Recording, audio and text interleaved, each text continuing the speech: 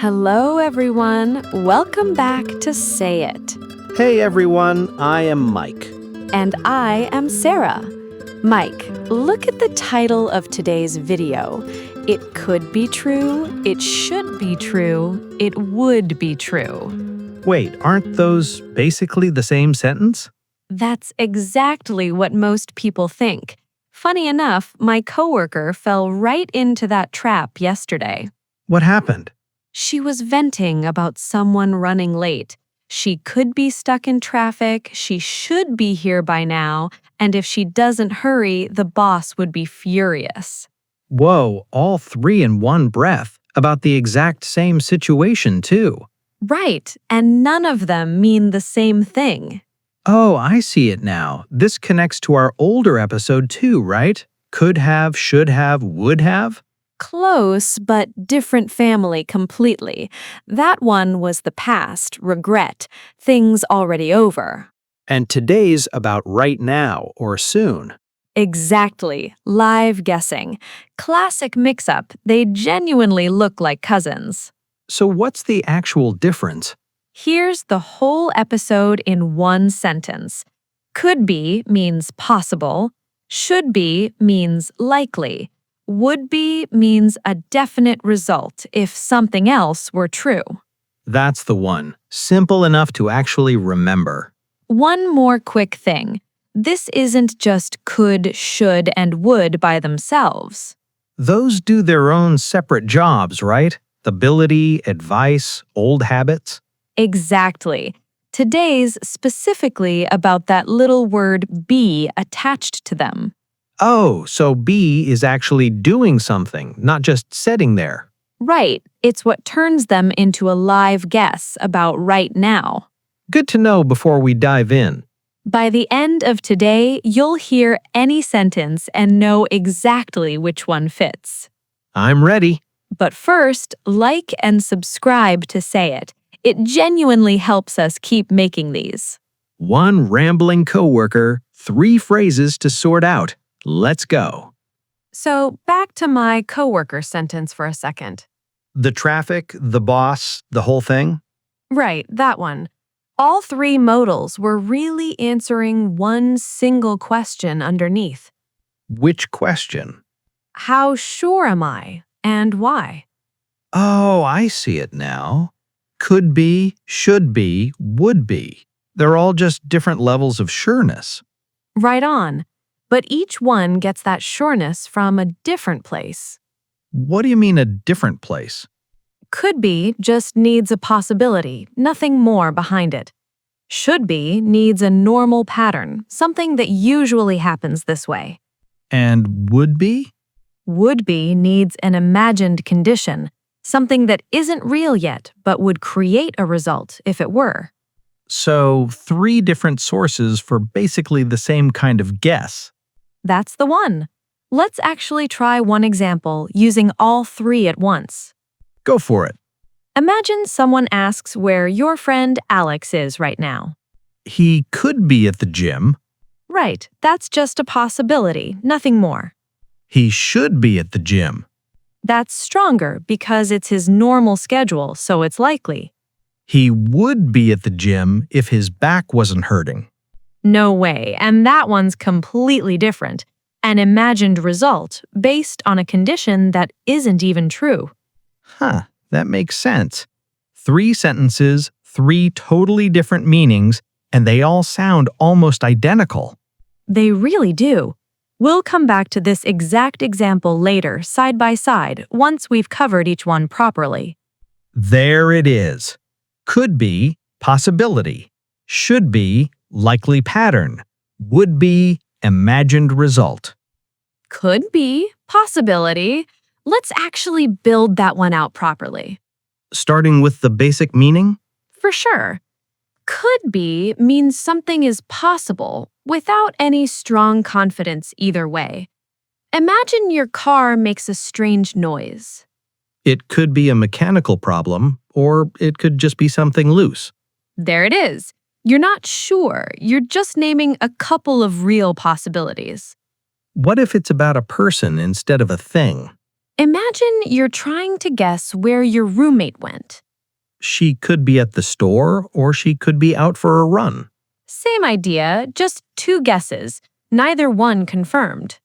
So could be is basically the most open, most uncertain option of the three. It is. Now, here's something worth knowing.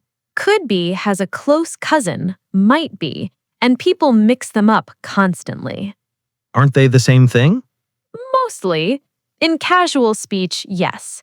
But there's a small, real difference. Might be is a completely open guess, no real basis behind it. And could be? Could be often has some small reason behind it. Imagine you know your roommate always shops on Tuesdays, and today's Tuesday.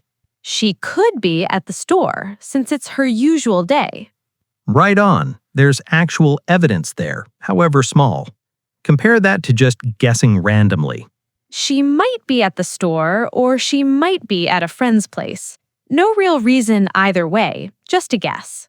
Yeah, no doubt, neither one has any basis behind it. Huh, I've genuinely never noticed that difference before. Most people haven't. Honestly, in everyday conversation, they're close enough that nobody will correct you. It matters more at a higher level. Good to know either way.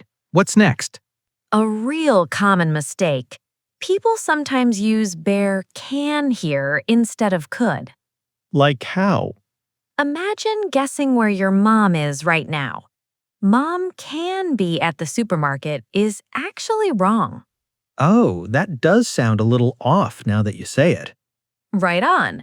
Can is for general ability, not a specific guess about right now. Mom could be at the supermarket is the correct one. That's it exactly. Can for general things, could for a specific guess. Give me another one, just to lock it in. Sure. Imagine wondering where your boss is before a meeting. You wouldn't say he can be in his office. You'd say he could be in his office. That's the one. Same fix every time. Any specific right now guess needs could, not can. Okay, that clicks. That pattern's clear now. What's the next trap? One more small one. Don't stack could with maybe. I could maybe be wrong sounds doubled up. What's the cleaner version? Just, I might be wrong. One hedge is enough. You don't need two. I think I've definitely said could maybe before. Is that always wrong, even in something more casual like a text? Even there, imagine texting a friend, I could maybe come by later. Cleaner as, I might come by later or I could come by later. Pick one hedge, not both. Classic texting habit. Honestly, I think everyone's done that. It really is. Last thing, a fun one. You'll hear could be worse constantly in real conversation. Like when something bad happens, but not the worst possible thing. Ah, exactly that situation. Imagine you missed your bus, but the next one's only 5 minutes away.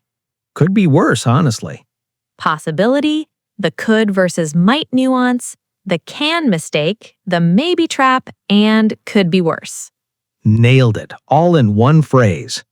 Now, the second one should be, and this one actually has two different jobs hiding inside it. 2 jobs? I thought should was just for advice.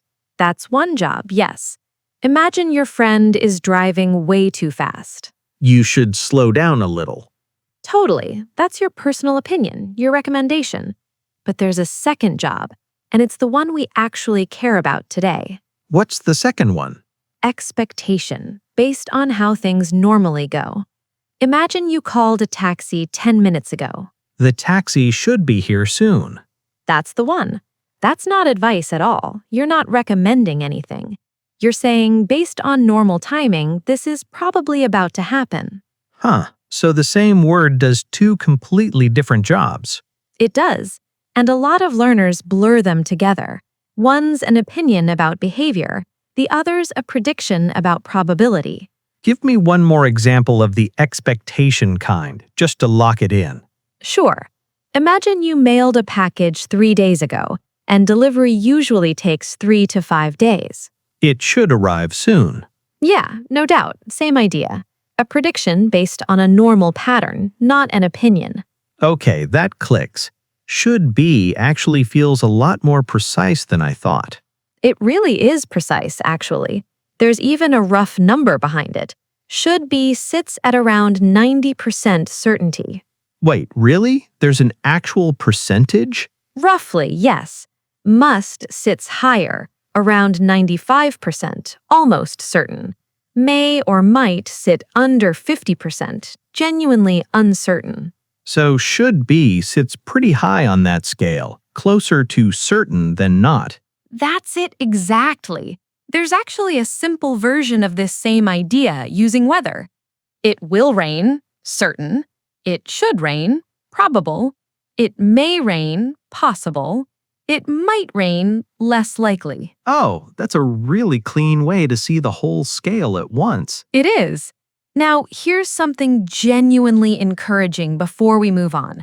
A lot of learners actually lean on should more than native speakers do, while avoiding softer words like may, might, and would. No way. I'd have guessed the opposite. Most people would, but the research is pretty consistent on this. Many learners sound more certain than they need to, not less. So softening a sentence with should be or something even gentler isn't a weakness. Not at all. It's actually closer to how fluent speakers really talk. One more phrase before we move on, something you'll hear constantly. That shouldn't be a problem. Like when someone asks for a favor? Exactly that kind of moment. Imagine a coworker asks if you can cover their shift on short notice. That shouldn't be a problem. There you go. Notice what that's really doing. It's reassuring someone, saying this is probably easy to handle. So should be even shows up in polite, everyday reassurance, not just predictions. It really does. Quick note for anyone following along at home. This is a good moment to pause and try writing your own should-be sentence in the comments. Real practice sticks better than just watching. Good idea. We'll come back to that later, too. Advice should, expectation should, the certainty scale, and a reassuring phrase. Boom. That's it. All under one word. And now the third one, would be. This is the one from the boss example earlier, right? The imagined result. There you go, that's the one. Would be describes a definite outcome, but only if some condition were true. Imagine your friend invites you to a party you can't attend. That would be fun if I weren't working that night. There it is. The outcome is certain in your head, fun, but it depends on something that isn't actually true. Give me one that's not about a party. Sure. Imagine a coworker's presentation is missing some data. Some more context would be helpful. Whoa, same pattern. A clear result tied to a condition that hasn't happened yet. Okay, that clicks. Would be is basically this is what would happen if. That's the one. Now, here's genuinely one of the most useful things about would, and it has nothing to do with hypotheticals directly. It softens things. Softens how? Imagine you need to borrow someone's phone. Give me your phone sounds pretty blunt. Would you mind if I used your phone? Exactly. Same request, completely different tone. Would takes the edge off. Give me another one, something less about asking, more about advice. Good one. Imagine a friend's stressed about an upcoming exam. Wait until the last minute sounds almost like an order. I would recommend starting a little earlier. Classic move. Actually, same advice, but softer, less direct. You'll hear this whole family constantly. I would suggest, I would advise, I would recommend. So would basically turns a command into a gentle suggestion. Every time. One more small pattern before we move on. Would pairs naturally with what questions too. Like, how would you do that? For sure, exactly that shape. What would you do? Who would want that? How would you handle it? All genuinely asking for someone's hypothetical opinion. Huh, I use that shape constantly and never really noticed the pattern behind it. Most people don't until it's pointed out. Hypothetical outcomes, softening requests, softening advice, and the what question shape. Boom, that's it. 4 different jobs and would-be handles every one of them. All living inside one small word. And now let's actually go back to Alex from earlier. The gym guy? That's the one. Let's run the exact same question through all 3, one at a time, so the difference actually lands. Go for it. Where's Alex right now? He could be at the gym. Just a possibility, nothing backing it up necessarily. Fair point. Maybe you know he goes sometimes. Maybe you don't know much at all. Either way, it's open. Now the should-be version. He should be at the gym. That's stronger. That's not a random guess. That's based on a real pattern like his normal Tuesday schedule. So you actually know something about his routine there. Exactly. Real expectation, not just possibility. Now, the last one would be. He would be at the gym if his back wasn't hurting. There it is. And notice that one's completely different from the other 2. How so? The other 2 were guesses about what's actually true right now. This one openly admits it isn't true and describes what would happen if things were different. Huh. So could be and should be are both real guesses, just with different confidence levels, and would be isn't even a guess about reality at all. No doubt, it's a whole different kind of sentence. Let's try one more, a different scenario completely. Where's the package you ordered? It could be lost in the mail. Open guess. No strong evidence either way. It should be here by Friday, based on the shipping time they gave me. That's the expectation version, based on a normal pattern. It would be here already if I hadn't picked the slowest shipping option. Ah, and that one's imagining a different reality completely, not describing the actual situation. Same 3 words, same subject, 3 completely different jobs every time. Okay, that clicks now. Genuinely, more than it did the first time we tried this. That's the whole point of hearing it twice. Could be a possibility, should be an expectation, would be an imagined result. Nailed it. Same 3 words, same subject, 3 completely different jobs every time. There you go. And before the fun stuff, 2 quick mechanical notes worth knowing. Quick meaning short, right? Not a full grammar lecture. Short and useful, that's the goal. First one, what comes right after the modal? Imagine describing a general fact about someone. He should be a good doctor based on his training. For sure, that's a plain general statement, so it stays simple. Now, imagine something happening right this second. He should be seeing a patient right now. There it is. That one needs the ing form, since it's describing something in progress, not a general fact. So general truth stays simple, something happening live gets the ing. Every time. And it works the same way across could be, would be, and should be. One more small thing while we're here. Go for it. Never add to after these modals. She might to leave is wrong. He could to arrive is wrong too. Yikes. I don't think I've made that mistake, but I can see how it'd slip in. It happens more than you'd think. Just the modal, then straight into be, no to in between. Good to know. What's the second real note? This one's about should specifically. It doesn't belong inside a certain kind of sentence, the second conditional. The unreal, imaginary kind? Like if I were rich? Exactly that kind. Giving advice about something that almost certainly won't happen just doesn't make sense. So you wouldn't say, if I were rich, I should buy a house. Wait, really? That one sounds off. would fits there instead. If I were rich, I would buy a house. Okay, that clicks. Should just doesn't have a place in that kind of sentence at all. Exactly. Though it does work fine in a more likely, real kind of prediction. If it keeps raining like this, it should start flooding soon. So should works when something's actually likely, just not in the purely imaginary kind. That's the one. Two quick notes: general versus happening now, and should staying out of purely imaginary sentences. Man, short and useful, just like you promised. So, back to my coworker sentence for a second. The traffic, the boss, the whole thing. Right, that one. All three modals were really answering one single question underneath. Which question? How sure am I, and why? Oh, I see it now. Could be, should be, would be. They're all just different levels of sureness. Right on. But each one gets that sureness from a different place.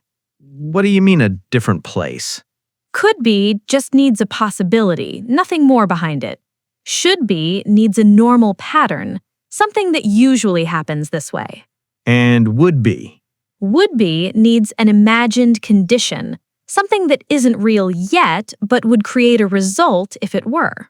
So three different sources for basically the same kind of guess. That's the one. Let's actually try one example using all three at once. Go for it. Imagine someone asks where your friend Alex is right now. He could be at the gym. Right, that's just a possibility, nothing more. He should be at the gym. That's stronger because it's his normal schedule, so it's likely. He would be at the gym if his back wasn't hurting. No way, and that one's completely different. An imagined result based on a condition that isn't even true. Huh, that makes sense. Three sentences, three totally different meanings, and they all sound almost identical. They really do. We'll come back to this exact example later, side by side, once we've covered each one properly. There it is. Could be, possibility. Should be, likely pattern. Would be, imagined result. Short and useful, just like promised. And now something genuinely different. A rule about sound, not spelling. Sound, like pronunciation? Exactly. Stress, specifically. Where you put the emphasis actually changes how certain you sound. Wait, really? Same words, different meaning just from stress? Genuinely, yes. Try saying this, stressing the modal itself. Could be home. Could be home. Notice that sounds more uncertain, almost like you're really unsure. Huh. Now let me try stressing the other word. Could be home. There it is. That one sounds more confident, like you're basically confirming the state itself. So stressing the modal signals doubt and stressing be signals confidence. That's the one. Same exact words, completely different feeling, just from where the emphasis lands. Let's try it with should be too. Should be finished by 5. That already sounds a little less certain, almost hesitant. And now should be finished by 5. Ah, that one sounds much more confident, like you're genuinely expecting it. Okay, that clicks. This is honestly such a small detail, but it changes so much. It really does. And it's actually official. This comes straight from a real grammar reference, not just casual observation. So next time I hear someone stress the modal hard, I should actually pay attention to that. Exactly. It's telling you something real about how sure they actually are, even before you process the words. Oh my gosh, sound carrying meaning, not just the words themselves. Stress the modal, more doubt. Stress the main verb, more confidence. Boom, that's it. A whole rule hiding in how you actually say it. And speaking of hearing things clearly, let's test ourselves before the role play. Lightning round again? I'm in. Same as always. I give you a sentence with a blank. You fill it in and explain why. Then we switch. Let's go. Hit me first. Where's your sister? I'm not sure. She blank be at work or she blank be running errands. Could be. Both times. Two open possibilities, nothing confirmed either way. That's the one. My turn to answer yours. Okay. The bus usually comes at 3, and it's 3 now, so it blank be here any minute. Should be. Why that one? Because it's based on a normal pattern, the usual schedule, not just a random guess. For sure. Nailed it. My turn again. If I had studied harder, I blank have passed easily, and today I blank be celebrating instead of retaking the exam. Would. Both blanks? Both. Since it's describing an imagined result tied to a condition that isn't true. Okay, that clicks. Your turn again. Someone asks to borrow your charger, and you want to say yes politely. Blank, you mind if I used it?